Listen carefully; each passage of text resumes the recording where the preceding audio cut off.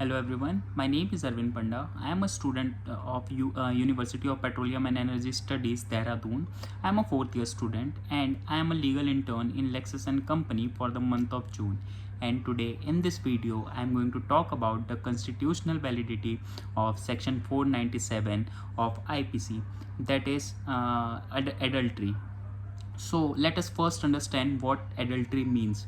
So the universal definition of adultery is the voluntary sexual intercourse of a married person with a third person other than the spouse. Although its legal definition varies from statute to statute and country to country, since many religions across the world, including Hindus, Islam, Christianity, and Judaism, have commended adultery and criminalized it. The modern trend has inclined towards this decriminalization. It Most cultures make both men and women equally liable, but in case of ancient Hindu law, only the female adultery's spouse would be punished and not the male adulterer. This provision discriminated against women. The subsequent criminalization of adultery raised further question on the validity of this provision. Therefore, the constitutionality of this provision was challenged from time to time. In one such case, the Supreme Court struck down Section 497 of IPC, which criminalized adultery, while still considering it as a ground for divorce. The present this video we will talk about the Supreme Court judgment of striking down 158-year-old adultery law mentioned under Section 497 of IPC. So, the previous judgment on adultery, which was in the case of Yusuf Aziz, was a state of Bombay.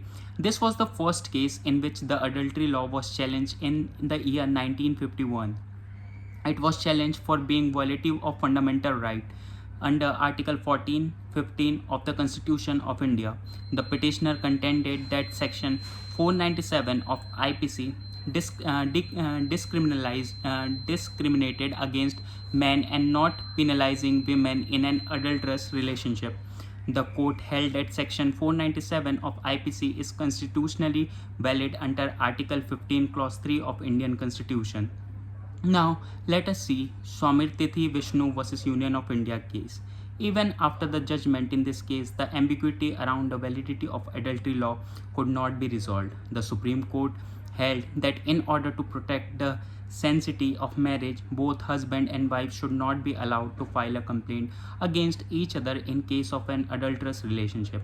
However, the court retained the criminalization of marriage under IPC. Now, in the case, let us see one another case in this matter, which is Ravati versus Union of India. The court in this case held that the rationale behind the non-prosecution of women in case of adultery was to protect the sanity of a marriage and in turn promoted a social good. It was a shield rather than a sword, and it gave the couple chance to make up. Therefore, the court held that adultery law does not infringe on anybody's constitutional rights and hence it was completely valid. Now let us analyze Section 497 of IPC in a very deep manner. Section 497 of IPC gave a husband the exclusive right to prosecute the person with whom and wife committed adultery by indulging in sexual intercourse with him. The husband can also file for divorce against his adulterous wife on ground of adultery. However, a similar right was not concerned on wife to prosecute the women with whom her husband has committed adultery. Secondly, the provision did not confer any right on wife to prosecute her husband for adultery. This is, however, one perspective of looking at this provision. Now, let us see the Supreme Court judgment in present case. The constitutionality of Section 497 of IPC was challenged in the case of Joseph Sain versus Union of India in 2008. In this case, the petitioner contended that criminal law should be used only as the last method of social control and it should not be used to check or control private morality or immorality. After hearing both the sides, the Supreme Court in a bench held it that then Chief Justice of India Deepak Mishra pronounced that Section 497 of Indian Penal Code is unconstitutional and hence struck it down. The court held that the provision was based on gender stereotypes and hence violated Article 14, Article 15 of the Indian Constitution. The court also struck down Section 198, Clause 2 of the Criminal Procedure Code, which allowed a husband to bring charges against the man with whom his wife has committed adultery.